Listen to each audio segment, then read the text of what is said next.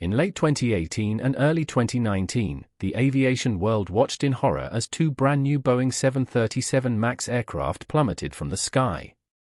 These catastrophic events, Lion Air Flight 610 and Ethiopian Airlines Flight 302, occurred just 5 months apart, claiming the lives of 346 passengers and crew.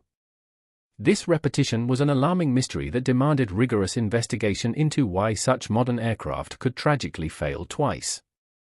The Boeing 737 MAX was introduced as the fourth generation of the highly successful 737 series.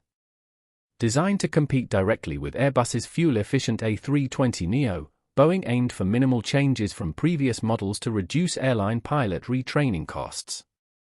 Its larger, more efficient engines, however, were mounted further forward on the wing, subtly altering the aircraft's aerodynamic characteristics. This necessitated a new automated system to compensate. On October 29, 2018, Lion Air Flight 610, just 2 months old, crashed into the Java Sea shortly after takeoff from Jakarta. Indonesian investigators found erratic airspeed readings and an uncommanded nose-down pitch from the flight data recorder. Pilots reportedly struggled with a flight control system that repeatedly forced the nose down. Despite their desperate efforts to regain control, all 189 people on board perished.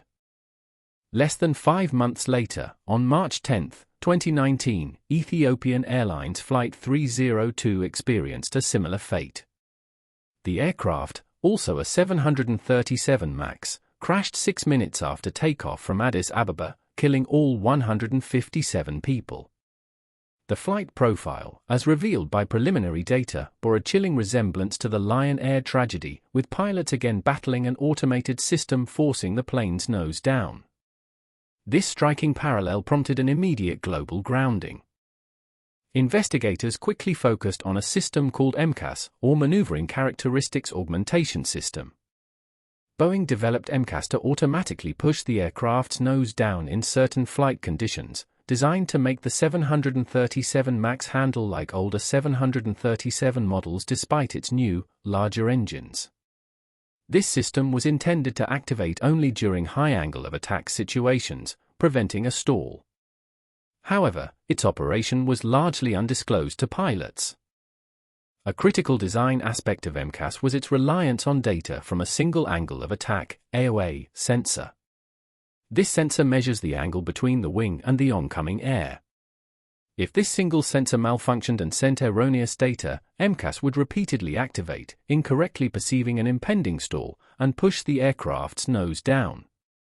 This lack of redundancy was later identified as a fundamental, fatal flaw.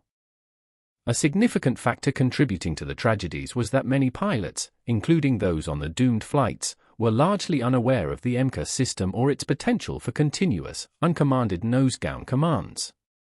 Boeing opted not to include detailed MCAS information in the flight manuals or require specific pilot training. This oversight proved tragically misguided, as pilots were unprepared for these novel system failures. The certification process itself came under intense scrutiny. The Federal Aviation Administration, FAA, traditionally the gold standard for aircraft safety, had delegated significant parts of the 737 MAX's safety assessment to Boeing. This practice, known as Organization Designation Authorization, meant Boeing employees performed crucial safety reviews.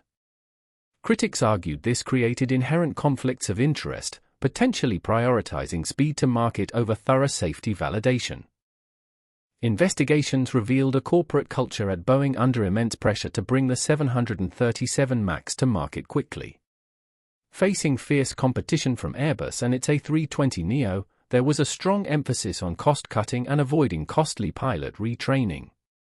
Internal communications indicated a push to hit schedules that may have overshadowed safety concerns, contributing to tragic decisions like minimizing MCAS documentation. Congressional hearings and whistleblower testimonies further illuminated systemic issues. Former and current Boeing employees bravely stepped forward, describing a company where production deadlines often took precedence over safety protocols. Reports detailed inadequate staffing in critical safety units and management allegedly dismissing concerns raised by engineers. These accounts painted a picture of a safety net weakened from within.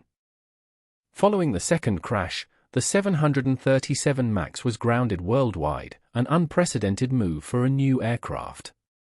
This grounding lasted 20 months.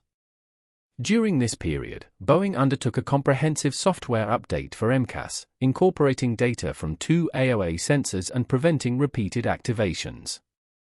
New pilot training mandates were issued globally, ensuring pilots understood the system before the aircraft was finally allowed to return to service. The crashes led to profound repercussions. Boeing faced billions in financial penalties and compensation payouts, along with severe damage to its reputation. Several senior executives departed, and the company reorganized its safety structure. The FAA also underwent internal reviews, aiming to strengthen its oversight capabilities. These incidents prompted a global re-evaluation of aircraft certification processes, emphasizing independent safety validation and transparency.